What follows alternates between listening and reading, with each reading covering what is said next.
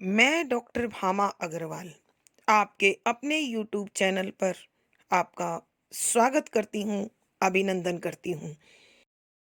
आइए बच्चों, आज हम गोस्वामी तुलसीदास जी द्वारा रचित कवितावली बाल कांड से प्रभु श्री राम के बाल रूप का गुणगान करते हैं।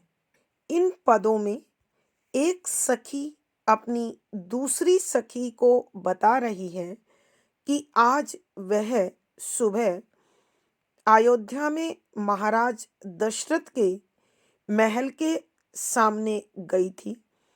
उस समय महाराज दशरथ ने अपने पुत्र श्री रामचंद्र को अपनी गोद में ले रखा था और वह उन्हें गोद में लेकर बाहर निकल रहे थे।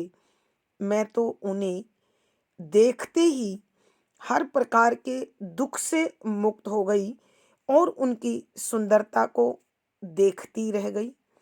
वो कहती हैं कि उनकी आंखें खंजन पक्षी के बालक के समान हैं और ऐसा लगता है मानो चंद्रमा में दो नीले रंग के कमल खिल गए हों।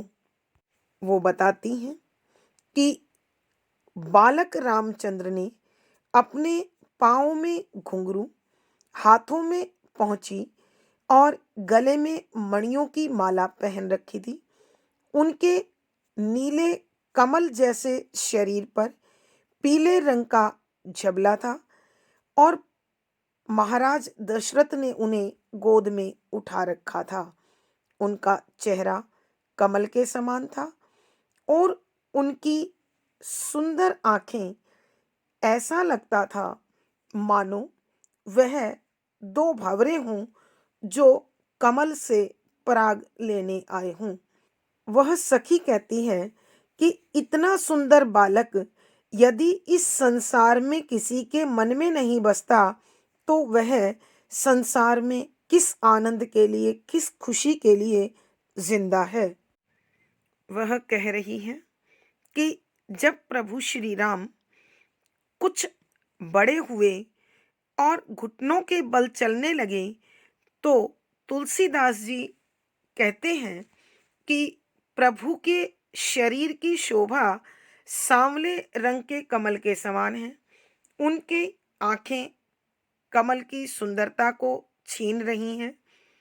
मिट्टी से लिपे पुते होने पर भी वो इतने सुंदर लग रहे हैं कि उनके सामने कामदेव की शोभा भी फीकी जान पड़ती है। उनके छोटे छोटे दूध वाले दांतों में बिजली की चमक है और जब वो किलकारियां मारकर हंसते हैं तो महाराज दशरथ मन ही मन अत्यंत प्रसन्न हो जाते हैं और वो चाहते हैं कि प्रभु श्री राम अपने भाइयों के साथ उनके मन मंदिर में निवास करें। आगे कवि बता रहे हैं कि उनके उत्तम दांतों की पंक्तियां ऐसे लगती हैं मानो कुंदकली का फूल हो और उन जो होठों रूपी पत्तों के खोलते समय स्वयं प्रकट हो रहा हो। बालक श्री राम के सुंदर दांतों की पंक्तियां कुंदकली के फूलों के समान है और जब वो अपने दोनों होठों को खोलते हैं तो यह अपने आप प्रकट हो जाती हैं। उन्होंने अपने गले में जो अनमोल मोतियों की माला पहन रखी है उसे देखकर ऐसे लगता है मानो बादलों के बीच बिजली चमक रही हो और उनके चेहरे पर घुंघराले काले बालों की लटें गालों से खिलवाड़ करती प्रतीत होती हैं। तुलसीदास जी कहते हैं जब यह बालक तुतलाकर बोलते हैं तो मेरे तो प्राण ही उन पर न्योछावर करने का मन करता है। श्री राम के बाल रूप का वर्णन करते हुए तुलसीदास कहते हैं कि प्रभु श्री राम ने अपने कमल जैसे कोमल पैरों में मन भावन जूतियां पहन रखी हैं। उनके कमल जैसे हाथों में एक छोटा सा धनुष और बाण धारण किया हुआ है और अपने दोस्तों के साथ सरयू नदी के किनारे पर, गली चौराहे में, बाजारों में और भक्तों के मन में खेलते हुए यहाँ वहाँ घूम रहे हैं। तुलसीदास जी कहते हैं, यदि इस संसार में जन्म लेकर किसी मनुष्य ने ऐसे मनोहर बालक को प्रेम नहीं किया तो उसका यज्ञ, तप, योग, साधना, समाधि सब बेकार है। उसका जीवन तो निकृष्ट पशुओं के समान है और वह अपना जीवन यापन गधे, कुत्ते और सूअर की भांति निरर्थक ही इस संसार में जी रहा है। कवितावली के इस बाल कांड में प्रभु श्री राम की शैशव अवस्था से लेकर बाल्य अवस्था के अनेक मनोरम चित्र कवि ने अंकित किए हैं। सवैया संख्या 4। वरदंत की पंक्ति कुंद कली अधराधर पल्लव खोलन की, चपला चमकई घन बीच जगे छवि मोतिन लाल अमोलन की, घुंघरारी लटई लटकई मुख ऊपर कुंडल लोल कपोलन की, नवछावरी प्राण करई तुलसी बलि जाऊं लला इन बोलन की। प्रसंग। प्रस्तुत पद अथवा सवैया हमारी हिंदी की पाठ्य पुस्तक मध्यकालीन काव्य कुंज में संकलित गोस्वामी तुलसीदास जी द्वारा रचित कवितावली के बाल कांड से लिया गया है। संदर्भ। इस सवैये में कविवर बालक श्री राम के बाल रूप का चित्रण कर रहे हैं और साथ ही कह रहे हैं कि जब ये बालक तुतलाकर बोलते हैं तो यह आनंदमयी पल उनके हृदय को और मन को अत्यंत आनंद से भर देते हैं, प्रसन्नता से भर देते हैं। और अपनी इसी प्रसन्नता का वर्णन करते हुए कविवर लिखते हैं कि व्याख्या। शब्दों के अर्थ साथ साथ। बर यानी उत्तम, श्रेष्ठ, सबसे बढ़िया। दंत दांत, की पंक्ति पंक्तियां। कुंदकली, कुंदकली कुंद नाम का एक पुष्प होता है जिसकी कलियां इस बालक के दांतों जैसी आकर्षक लग रही हैं। अधराधर, दोनों अधर अधर को मिलाकर अधराधर यानी कहने का अभिप्राय दोनों होठ। पल्लव पत्ते खोलने की कोशिश करते हैं तब कि जब प्रभु श्री राम अपने दोनों होठों रूपी पत्तों को जब खोलते हैं तो उनके आकर्षक, सुंदर, श्रेष्ठ दांतों की पंक्तियां ऐसे लगती हैं मानो कुंद पुष्प की कलियां खिल गई हैं या दिखाई दे रही हैं अथवा प्रकट हो रही हैं। चपला चमकई घन बीच जगे छवि मोतिन माल अमोलन की।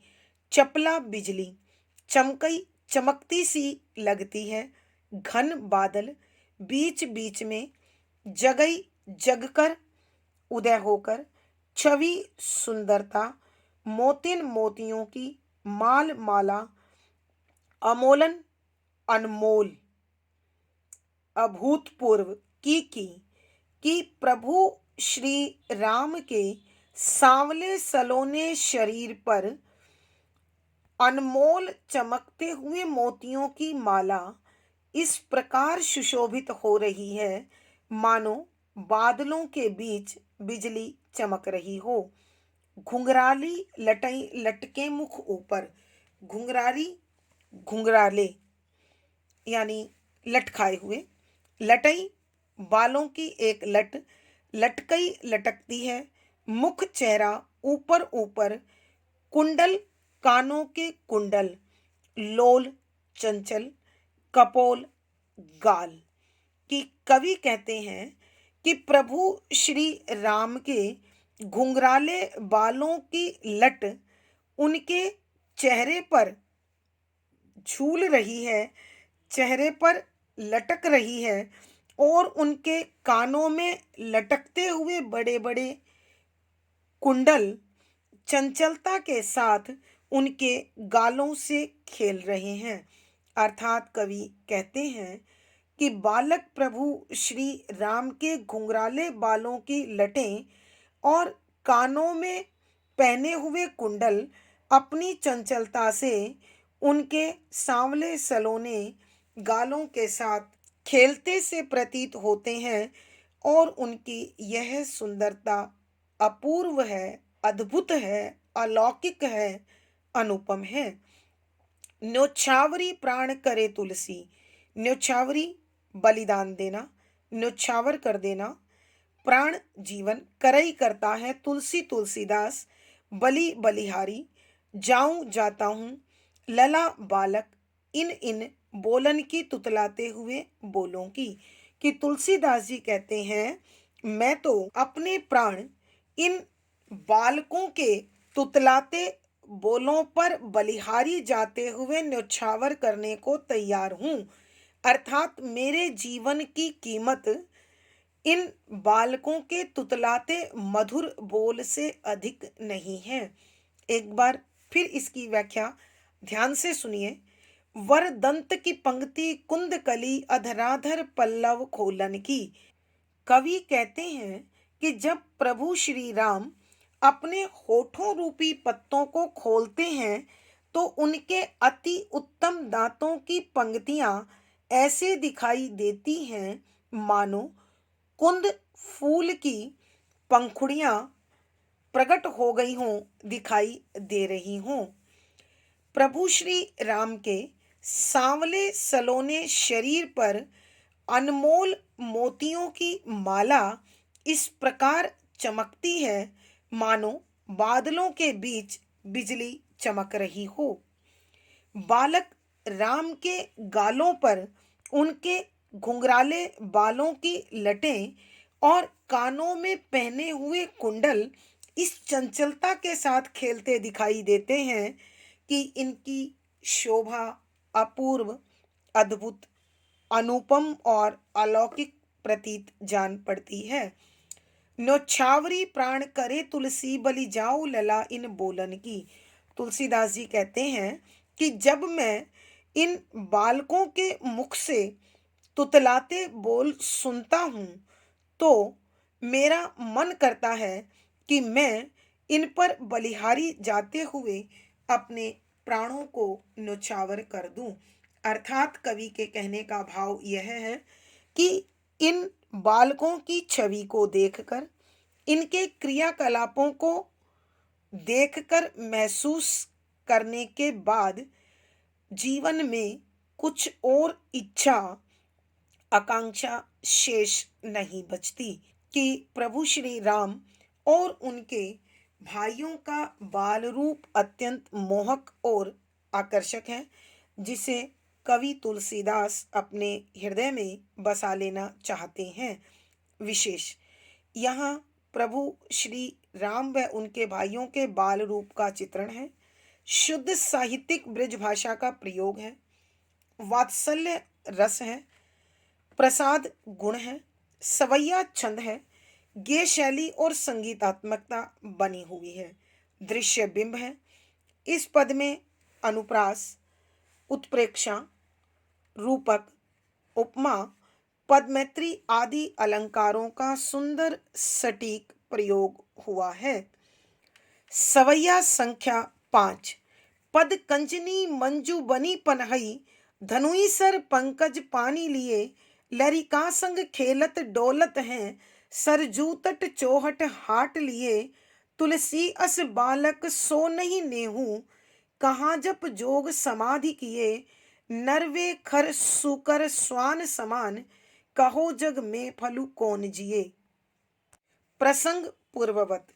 संदर्भ, यहाँ कवि ने प्रभु श्री राम के बाल रूप का वर्णन किया है। अब वो इतने बड़े बालक हो गए हैं, महल से बाहर आकर वो सरयू नदी के किनारे पर और अवध में यहाँ वहाँ घूमने लगे हैं। और इस भ्रमण के दौरान इस बाल रूप में खेलते हुए घूमने के समय उनका सौंदर्य कैसा है, उसका वर्णन कवि इन पंक्तियों में करते हुए कहते हैं कि व्याख्या।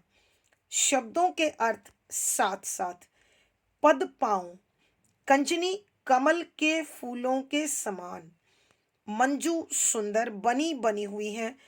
पनही जूतियां।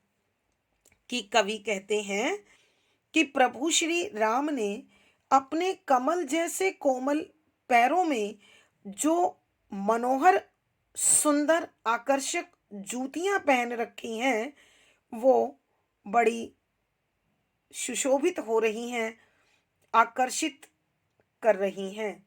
धनुई सर पंकज पानी लिए।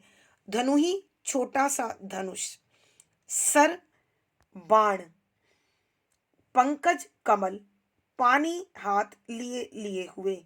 कि उन्होंने अपने कमल जैसे कोमल छोटे छोटे हाथों में एक छोटा सा धनुष और बाण उठा रखा है। लरिका संग खेलत डोलत हैं। लरिका लड़कों, संग साथ खेलत खेलते हुए, डोलत घूम रहे हैं। सरजू तट सरयू नदी के किनारे। चौहट चौराहा, हाट बाजार ही है हृदय में। कि प्रभु श्री राम अपनी उम्र के बालकों के साथ खेलते हुए सरयू नदी के किनारे पर, अयोध्या के चौराहों पर, बाजार में और अपने भक्तजनों के हृदय में समान रूप से घूम रहे हैं, भ्रमण कर रहे हैं। तुलसी अस बालक सो नहीं नेहू। तुलसीदास जी कहते हैं, इतने आकर्षक बालक से यदि किसी को प्रेम नहीं है, कहाँ जब जोग समाधि किए। फिर उसने क्या तपस्या की, क्या योग साधना की और क्या समाधि लगाई। अर्थात बालक प्रभु श्री राम के दर्शन करने पर तो मानव शरीर के सभी पुरुषार्थ पूर्ण हो जाते हैं। फिर इस संसार में इस बालक के गुणगान को छोड़कर कौन सी तपस्या, कौन सा योग और कौन सी समाधि अधिक फलदायी हो सकती है, उनका क्या लाभ हो सकता है। नर वे खर सूकर स्वान समान। नर प्राणी वे वो जो प्रभु श्री राम के सौंदर्य से प्रभावित नहीं होते, उनकी वंदना उनकी स्तुति नहीं करते। खर गधा, सुकर सुअर, स्वान कुत्ता, समान के बराबर।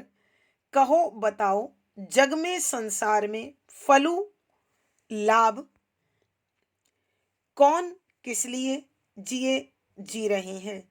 कि तुलसीदास जी कहते हैं, जो मनुष्य प्रभु श्री राम के इस बाल रूप से प्रभावित नहीं होता है, उस पर मोहित नहीं होता है, उस पर बलिहारी नहीं जाता है, वे तो इस संसार में गधे, सुअर और कुत्ते के समान निरर्थक बेकार ही इस जीवन को ढोए जा रहे हैं, जिए जा रहे हैं।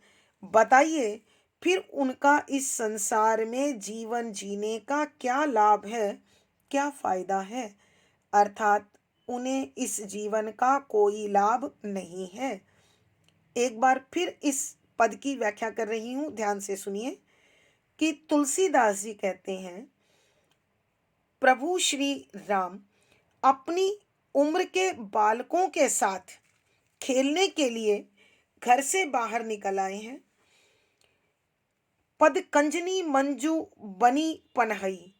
कि कमल जैसे कोमल पैरों में जो छोटी छोटी अत्यंत सुंदर जूतियां उन्होंने पहन रखी है वह अत्यंत आकर्षक लग रही हैं।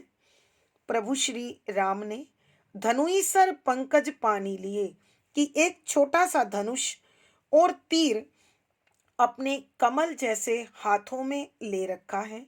लरिका संग खेलत डोलत हैं कि वो अपनी उम्र के लड़कों के साथ खेलते हुए घूम रहे हैं। सरयू तट, सरयू नदी के किनारे पर, चौहट चौराहे पर, हाट बाजार ही है भक्तजनों के हृदय में कि वह यमुना नदी के किनारे पर, अयोध्या के चौराहे और बाजारों में, भक्तों के हृदय में वह खेलते हुए विहार कर रहे हैं, घूम रहे हैं। तुलसी अस बालक सो नहीं नेहू, तुलसीदास जी कहते हैं इस प्रकार के सुंदर आकर्षक बालक से यदि किसी को प्रेम नहीं है, उसके सौंदर्य से प्रभावित नहीं है, तो बताइए इस संसार में उसकी तपस्या का, योग साधना का और समाधि का उसे क्या लाभ मिलने वाला है। तुलसीदास जी कहते हैं कि प्रभु श्री राम का उनके भाइयों और बाल सखाओं के साथ दर्शन करने पर तो मानव जीवन के चारों लक्ष्य पूर्ण हो जाते हैं, चारों स्वार्थ पुरुषार्थ सिद्ध हो जाते हैं। और यदि कोई मनुष्य प्रभु श्री राम के इस रूप पर मोहित नहीं होता तो उसके लिए कवि कहते हैं नरवे खर सूकर स्वान समान, कि इस प्रकार के मनुष्य तो गधे, सुअर और कुत्ते जैसे निकृष्ट नीच जीवन को जी रहे हैं। बताइए उनका कहो जग में फलू कौन जिए, कि उनका जीवन इस संसार में क्या लाभ प्राप्त करेगा या किस प्राप्ति के लिए वो इस संसार में जीवन को जिए चले जा रहे हैं। अर्थात उन्हें जीवन जीने का कोई लाभ नहीं मिलेगा।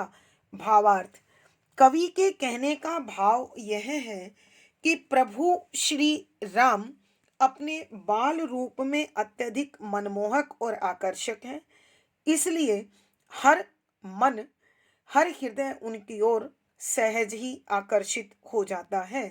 विशेष तुलसीदास जी ने प्रभु श्री राम की बाल छवि का अत्यंत मनोरम वर्णन किया है और साथ में उन लोगों को सचेत किया है जो प्रभु श्री राम की भक्ति से हीन है। शुद्ध साहित्यिक ब्रज भाषा का प्रयोग है, वात्सल्य रस माधुर्य गुण अथवा प्रसाद गुण है, सवैया छंद है, गेय शैली है, संगीतात्मकता बनी हुई है, दृश्य बिंब है। इस पद में अनुप्रास, रूपक, प्रश्न, उपमा आदि अलंकारों का सुंदर सटीक प्रयोग हुआ है। धन्यवाद। आज की कक्षा में बस इतना ही। अगली वीडियो में फिर मुलाकात होगी। आशा है आपको प्रभु श्री राम की यह बाल छवि अत्यंत मनमोहक और आकर्षक लग रही होगी। वीडियो को लाइक कीजिए, शेयर कीजिए और चैनल सब्सक्राइब कीजिए।